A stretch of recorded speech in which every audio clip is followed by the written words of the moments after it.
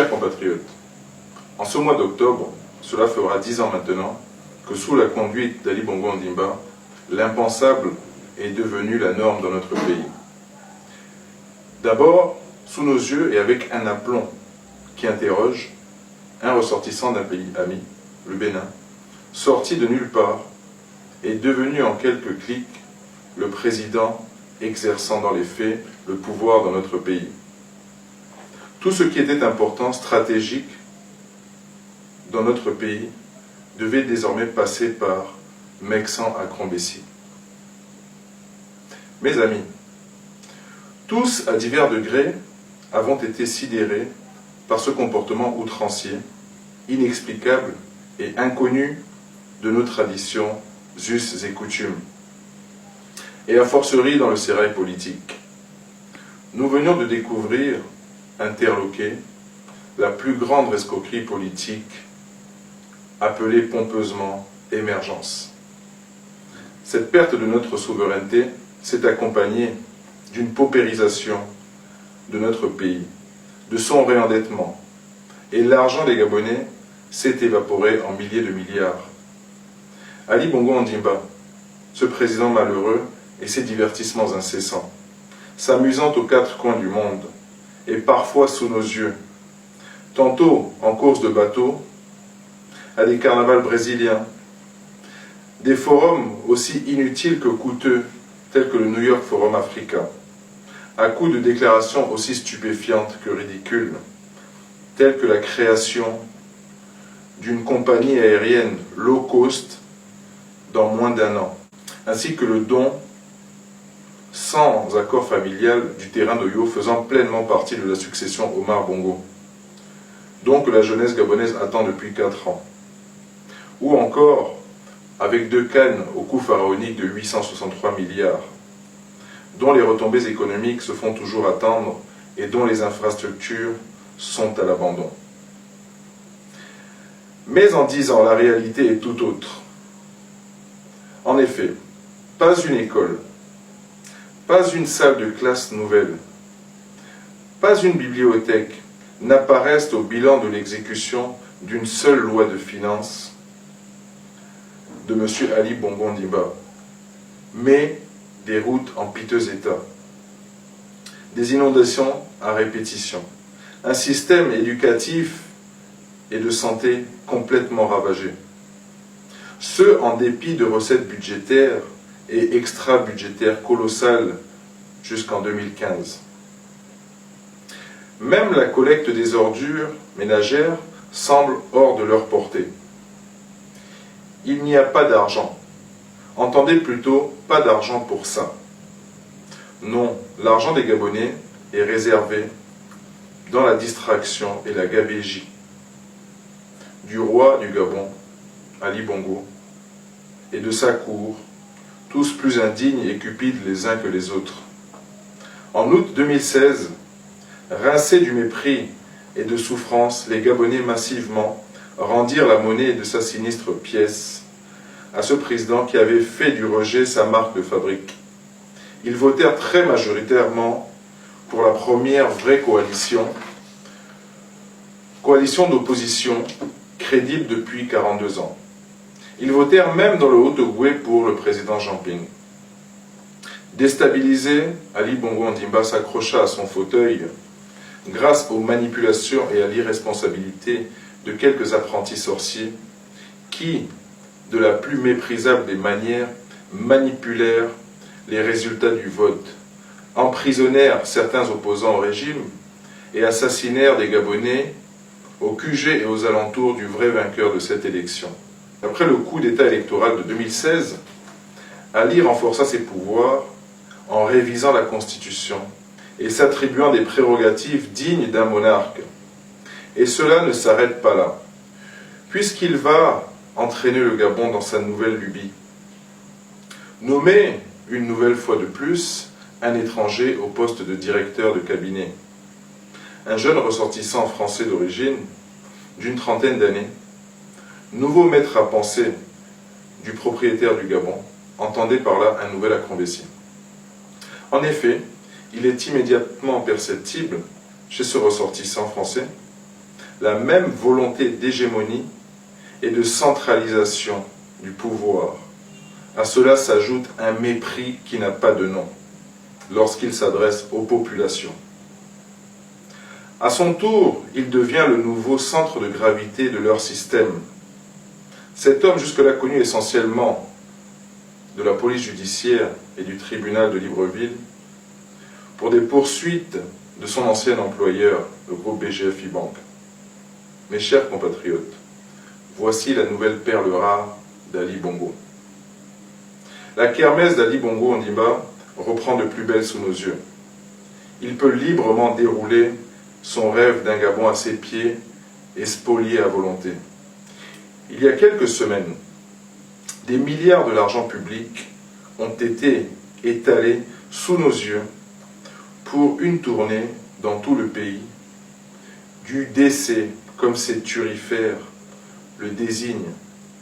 En effet, frappé il y a un an de la même maladie que son ancien directeur de cabinet, Ali Bongo entend désormais diriger par et grâce à son messager. Personne ne peut nous dire à quel titre ce jeune ressortissant français dirige le Gabon, emploie à sa guise les ressources de l'État et nomme de fait les hauts fonctionnaires avec le désormais célèbre « le président m'a dit que ». Oui, mes chers compatriotes, le président lui a dit que, entre deux avions médicalisés, de vider les caisses de l'État, et pour cela de placer ses amis de la GEV, son association, aux principaux postes de la République. C'est le cas du ministère des Mines, de l'Économie, des Finances, de la Justice et de l'Intérieur, du Trésor, de la Compagnie nationale pétrolière, la GOC, et j'en passe. Qu'importe si toutes les lois de notre pays ne permettent en aucun cas une telle confusion des profils et des patrimoines. Oui, le président lui a dit que, entre deux hospitalisations au Maroc, de jouer au nouveau roi blanc dans notre pays, qui, pour, je cite, assujettir ce peuple, isoler les plus vaillants en les diabolisant, et promouvoir les médiocres et corrompus en leur octroyant des privilèges indus. Conscients de cette escroquerie, ces derniers seront encore plus agressifs que les premiers pour préserver leurs privilèges. Oui, il paraît que le président lui a dit que. En fait, mes chers amis, le président lui a certainement dit que le Gabon lui appartient, à sa femme et à ses enfants, et qu'il pouvait faire du Gabon ce qu'il voulait.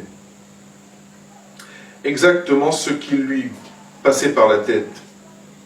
Voilà, mes chers compatriotes, ce que vous devez retenir de cette tournée organisée avec votre argent, avec notre argent.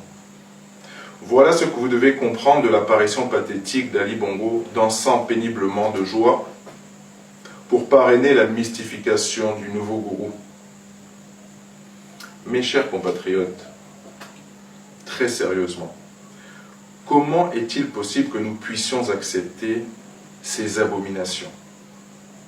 Comment est-il possible que nous puissions être indifférents ou résignés face au déni de citoyenneté pleine, entière et inaliénable?